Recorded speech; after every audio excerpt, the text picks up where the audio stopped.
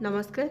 बड़ देउलर आनंद बजार रे आपण मैंने जितेबाला महाप्रसाद बा अबढ़ा पाई था सेतेबाला विभिन्न प्रकार अन्न सहित विभिन्न प्रकार तरकारी बा व्यंजन सब थाए। आपण मैंने साधारणतः अन्न कानिका खेचुड़ी डाली डालमा बेसर साकर महुर ए सब जानी। बेसर तो प्राय अधिकांश मंदिर में होता है। ठीक से ही भाव में भजा बेसर तैयारी करा जाए।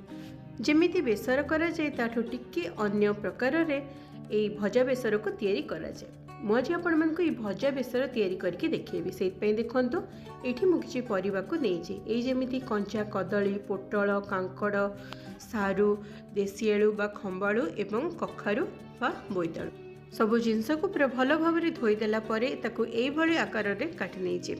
कंचा कदली को काटिला परे हलदी पानी रे रखिदे।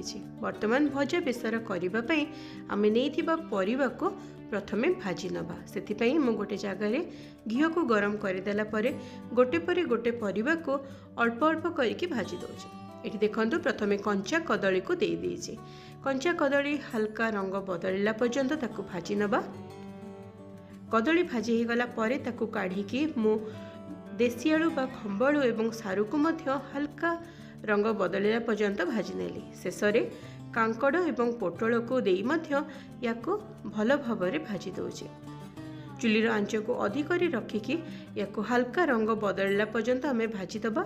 एमिति रंग बदलला परे ताकू काढ़ी नबा। शेष में बोईतालू बा कखारू को मध्य रंग बदलला पर्यंत भाजी नौचे।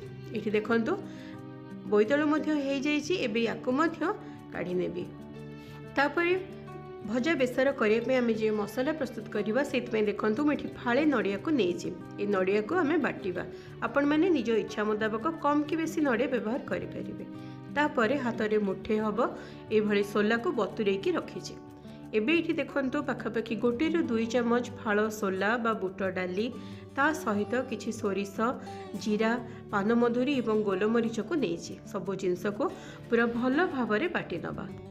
नहीं फाड़ सोला एवं मसला को सब बाटिदेला परे गोटे माटी जगार प्रथमे से मसला को दे दौचे। तापर केते परिमाण आम जिनस नहींचु बा करूँ ताकू देखिकी लुण हलदी एवं बतुरे रखि गोटा सोला को देदेली।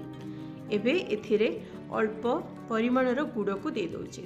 तापर आम जो भाजिकी रखिथिलु परिबा तक ताकू गोटे पर गोटे सबको देदेला परे जो मसला बटा करी से पानी देकी से पानी को पाखापाखि 1 कप हम पानी को देकी एबे सबु जिनस को पूरा भल भाव में मिसई नबा। देखिपे नड़िया सब भल भाव में बाटी हो जाए। नड़िया सहित मो मसला बाटी नहीं।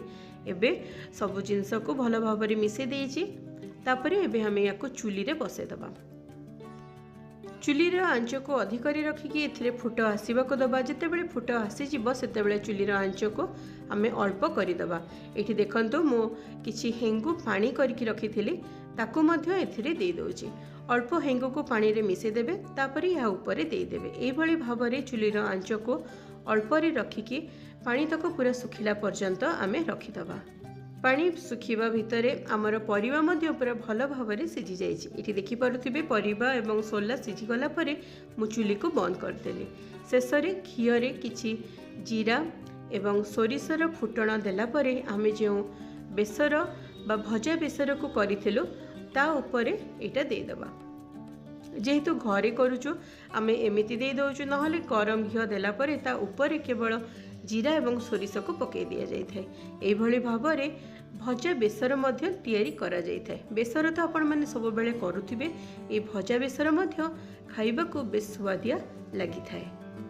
जदियो यह कोठ भोगर अंतर्भुक्त नुह किंतु बड़ देउल रे मिलुथबा अन्य भोग मध्यरु ए भजा बेसर मध्य गोटिए।